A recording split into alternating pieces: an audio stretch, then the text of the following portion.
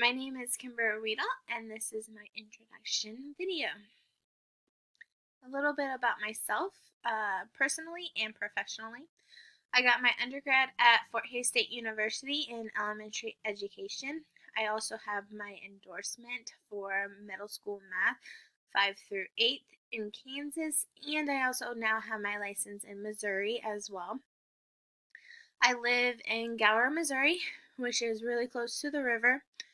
I am expecting our first child, which is a boy, in September. I work in Elwood, Kansas, which is by St. Joe, Missouri. I teach 6th grade math. On top of teaching 6th grade math, I also teach strats. So the kids who are in Tier 2 and Tier 3 come into the strats class and get some help.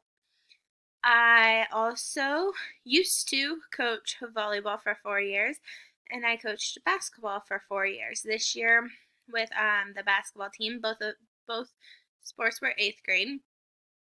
This year with the basketball team, we went undefeated for the season, so we went 14-0. That was pretty exciting. Communication strategies. So for our school, we use email, Class Dojo, phone calls, written notes, Infinite Campus. Lately it's been Zoom because of being out of school. We have also started picking up on Google Classroom. We, in the process with the coronavirus, learned a lot of how to use Google Classroom to even communicate with parents.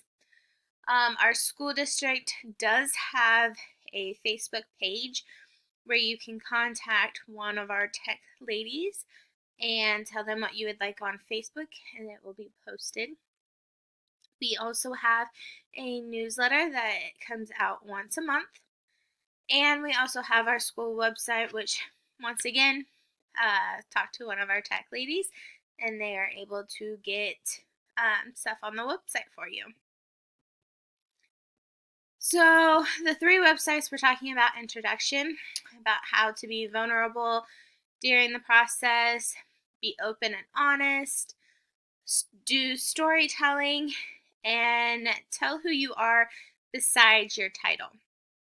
So all of these will help me be a better administrator, a better school leader, because if you're vulnerable and you're open and honest, a lot more people will be willing to come and talk to you and introduce themselves as well. If you do storytelling, it will grab their attention and allow them to be able to relate to you. And letting people know who you are besides your title is going to help them actually know who you are as a person, not just see you as your title or anything else like that can be kind of threatening to others. For my district, we do not have policies on communication with each other or with parents.